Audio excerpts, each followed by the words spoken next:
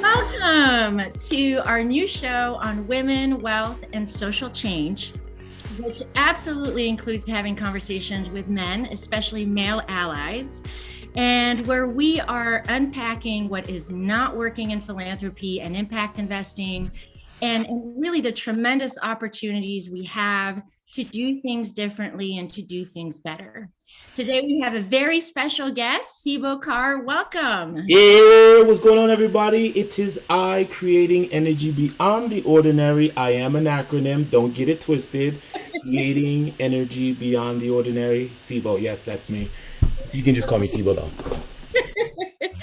Amazing. And I have to say, Cebo, I'm so excited that you joined this conversation because we've had a lot of conversations with different stakeholders in this industry, but we haven't really yet had the opportunity to bring this very much needed conversation around what needs to change in philanthropy to the dance community. And I had the honor of meeting you, 2 years ago now, the first time I came to your class in New York and was completely lost, but had a great time. And so just very grateful that you made time for us today. I mean, it's an important conversation, but let me just be clear. I am not a philanthropist. I have some knowledge of nonprofit organizations because I've worked with a few during the course of my career, but outside of that, I think my conversation is going to be generally about the change that needs to go on within the field. Perfect. And that is exactly why we wanted you here today, Cebo. So before we get started, tell us a little bit more about you and your journey in 5 minutes. No, I'm just kidding. My name is Cebo. I run a company called NXGN. I am part of another company called Dance Fusion, in conjunction with another company called Mop Top, and on the board of a nonprofit organization called Ladies of Hip Hop Festival. I teach street and club dance styles to everyone, everywhere. That's all I've ever done. I have my own dance studio in Japan that I've been running now with my wife for going on 16 years. I came back to New York to open a studio here in New York because we need to have one in New York as well. My life's mission is to make sure that there is some sort of equity within the street and club dance world in terms of what we do and where it comes from and the people that are involved in it.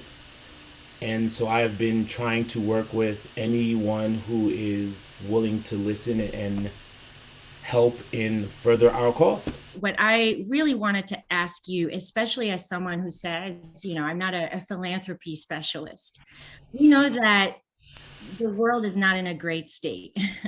Inequality is rampant. 2020 opened a lot of cracks. Even if there was a lot of these things in motion for decades, it opened many cracks and many wounds.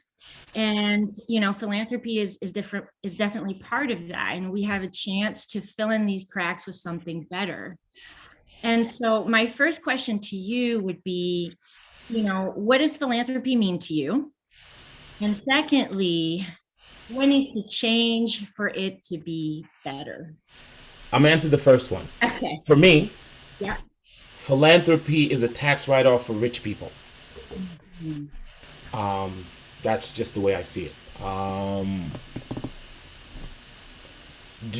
Do they feel good in doing it because they're helping other people? Yes. Is that necessarily the help that other people need? No. Right. But it's a step. It's better than doing nothing, right? In any case. Steps needed to make philanthropy better. In order to make philanthropy better, the world has to be better. The world has to be in a better place where those selfless acts are actually selfless and not a means to get somewhere else. When you're doing selfless acts, it shouldn't be a selfless act that comes back to you specifically. It should be a selfless act that helps the world on a whole, and it just helps the world because the world needs help. It shouldn't be, we have to give thanks to this foundation for this because this is what happens. Yes, we want to say thank you to the people that helped make this happen, but it shouldn't have to be named. Like, I feel like if you are really going to do philanthropy work, then it should be anonymous. Like, just do it because it's the right thing to do. In order for the world to be better, we have to do a lot of work, a hard reset, as they say. And are people ready for that on both sides of the table? No. Because 2020 for me personally was eye-opening, because I realized in my life I thought that I was doing things the right way. And 2020 brought into my mind that I was doing things the white way.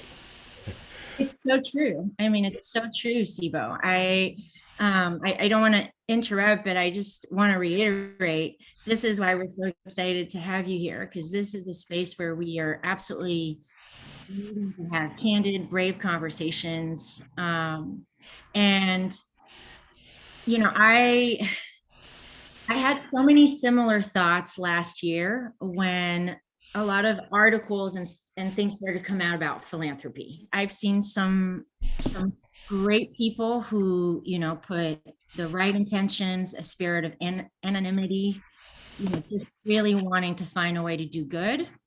But they are rare. It is not the most. You know, I have so many stories of things that you've seen and you think, okay, is this contributing to the problem or is it making it better?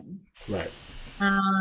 And you know, the big thing that really stood out is that there's a lot of data that came out in terms of how much wealth had been accumulated and how much is just sitting in financial vehicles accruing in value. Right. And we're even going to a nonprofit, Right. even after those funds have had a tax write-off. Right. So the exact number is that you have today $140 billion sitting in what are called donor advised funds. So, you know, we can think of them as bank accounts where someone who wants to do charity will park that money in the donor advised fund. They will get the 30% tax write-off. And there is no timeline or legal requirement for when those funds have to actually go to a nonprofit and do good. It gets us to a place, you know, we've spent a lot of time talking to social entrepreneurs, to people on the ground, saying, so what do we do? You know, I mean, there's got to be something we can do to say, you know, are there small pockets of hope where change could happen? And of course, a big inspiration behind, you know, this show is that perhaps more women, and not just white women, we're talking diverse women with more wealth, could be one thing that could eventually lead to more wealth being used to do good. But it's only one factor, right? Yeah. There's so many other things. The other theme we've talked about is radical collaboration. But there's power structures that need to be completely undone. You know, who is making the decisions? Who's pulling up the purse strings? Why is it that the people we're striving to help are on all the marketing pamphlets, but they're not part of the organizational boards, or they're not the CEOs, right? Exactly. Well, so as you hear that, Cebo, I'm going to pass it back to you. You know, tell us your thoughts. I mean, unpack all the different things. I know it's a long list that would need to change. Or at least the use of this massive amount of wealth that exists today to be put to good use. What are some key things we could do? Okay, so the problem isn't the wealth. The problem isn't accessing the wealth. The problem is the mental equity that is not there. So, all right, so You have people who gain the access to this wealth, they become wealthy. That does not necessarily mean the dynamic or the diaspora or the community or the culture or the bigger group is getting wealthy. It's one person or one group or one company that is getting wealthy. For me, intent means a lot. When you intend to do something, the intent behind it drives everything else after that. I want to open a studio for my culture in New York. That's what I want to do. That's my drive. And everything else is going to come from that. I didn't say I wanted to make money. I didn't say it needed to be big. I didn't say it needed to be smart. It needs to happen in order for my culture to realize that they can own something of their own. What 2020 has brought to me is the meaning of intent. And how that came about was when I first started hearing Make America Great Again.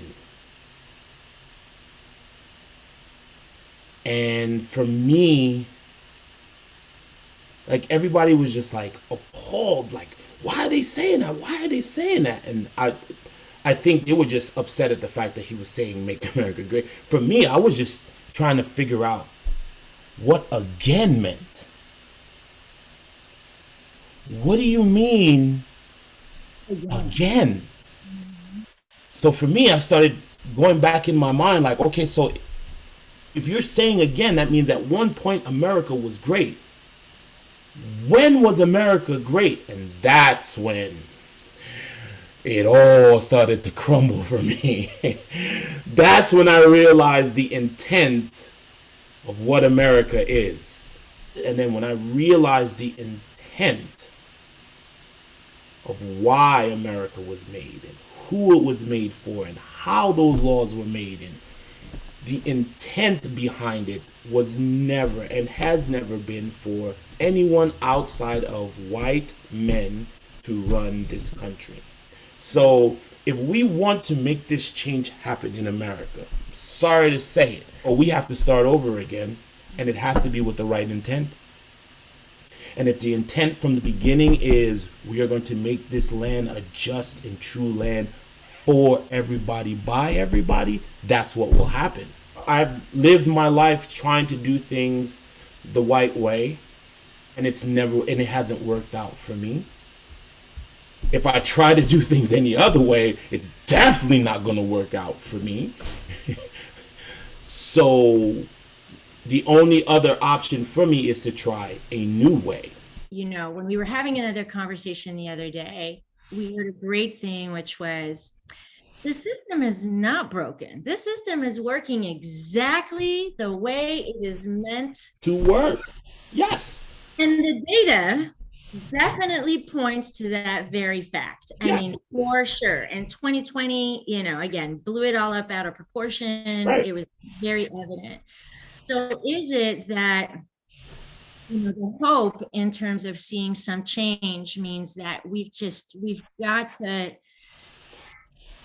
I can't think of a better word. It's not the right word, but put in place a new system that starts off with the right intention. Thinking about all the things that you're doing today. You know, you have your dance studio in Japan, you dance studio in New York.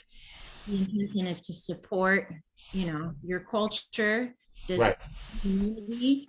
The world of philanthropists that might be listening to this conversation, what would you tell them? So let me just give a little bit more specificity to that. Okay. What do you feel is, in knowing we're still in the existing system, what is most needed right here and the right now for your community to thrive? Like, is it the financial gaps? Is it that, you know, every time a philanthropist makes a big pledge to dance, it's going to ballet, it's going to the institutions, which is not bad. That's great. Everybody needs financial support, but are there gaps and things that you would want to share or talk about that we're not aware of? It's funny because obviously we're aware of what you're not aware of because we spend a whole lifetime trying to get to where you are, right? Yeah. When we talk about rape victims, we never ever mention their names because they are the victims, right? And they don't deserve to be put through that again. I feel like as the victims of this system, um, we have had to watch the crimes play out over and over and over and over and over and over and over again, and then have it pushed to the side by, well, we're trying our best, we're doing the best that we can. What would you like us to do? How can we make this better? What would you do if you could? Again, that's a lot of me having to be in the system, having to be affected by the system, and yet still have to come up with a solution for the system. In doing that, that absolves the wrongdoer of education. And one thing that I've realized is when they are wrong, they go to the most highest form to make sure that it doesn't happen again and to make sure that the wrongdoers are brought to justice and that the world knows so it can never happen again, right? My daughters have to go to school in Black History Month and they learn about the lynchings that have happened and they watch the videos and they learn all the names of the people who've been lynched. I've had to watch it. My mom has had to watch it. Everyone that I know of who looks like me has had to watch that. And I know because my daughters asked me, and I had the exact same questions when I watched it. How is it that when the wrongdoing is on the other foot, they go to the most extent to make sure that everyone knows who the wrongdoers were and what they've done, but yet these things have happened, and not only are you teaching it, but you're only teaching about the victims that it has happened to and not pointing out any of the wrongdoers. Every time I see something about something that is going on within the Black and brown community, I'm often wondering, who's this person and why do they not mention that person? How is it that I can see a picture and it'll tell me everything I need to know about the victim, but the person who's inflicting it, nothing, unless they're Black and brown? If the change is to happen, because I think when people hear equality, they're often thinking we want everything that we want to take away everything from white people. It's not even that we want to take away, we want the exact same as what you have.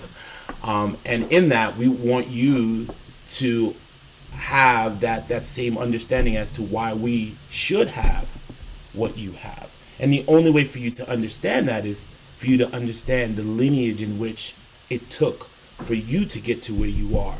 Just like I have to understand the lineage it took of people to survive so I could be here. Inequality that is going on is just ridiculous. And then they're making light of the wrong things to try to make it seem like everything is equal. Mm-hmm. And I'm just like, no, that's not it. No, That's most definitely not it. it's not it. You know, And as we close, Cebo, I think what's so important about what you shared today, and hopefully I captured this correctly, we can't, because I hear this a lot, we can't just talk about the opportunities. right. We have to recognize what has gone wrong. Yes. That's a very, very important point you made today, because it's tricky. Like, you don't want to upset people and so forth, but at the same time, if we don't have this very candid conversation and have as you say, a reset with the right intent, then the machine is just going to take over again. Yeah. Every time I argue with my wife, every time we have an argument, there's a growth that happens because I have to apologize, she has to apologize, and we understand each other, and then we get stronger behind that, right? But we first have to acknowledge where our faults were in that in order to move forward. Like you can't just, okay, so what's the solution then? You tell me what to do, and then nothing again. You're just feeding into the machine, and that's just going to continue to perpetuate the situation. It's not going to make anything better or worse. That's amazing, Cebo. Listen, thank you so much for being really open and candid and vulnerable with us, and for sharing these thoughts. They're not just thoughts. They're tweaks, they're guidelines. They are just really valuable insights that we should all be listening to. And so I can't wait for us to continue this conversation again, and for you. Let me know. Thank you for being with us. I'm down for it. Thank you for having me. I appreciate you greatly.